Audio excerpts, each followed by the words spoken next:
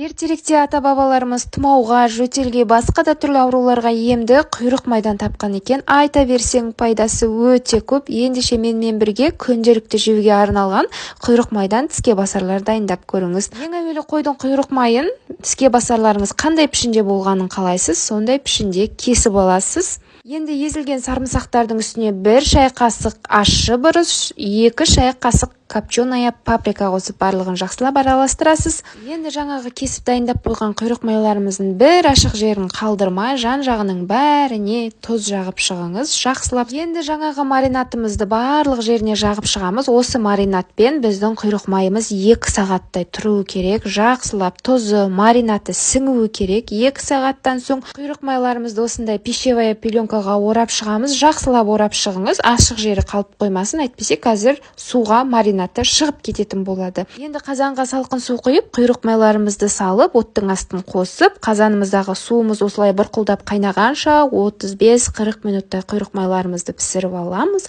Осымен біздің тіске басарларымыз да дайын болып қалыпты. Осы жылы күйінде әдемілік үшін осындай қызыл паприкаға бір аунатып алсаңыз болады. Бұл ащы қызыл бұрыш емес, қыздар, паприка. Немесе сол күйінде тұра берсе де әдемі болып шығады. Енді құйрық майларыңызды суытып, әрі қарай турап, дәмін тата берсеңіздер болады. Ас болсын.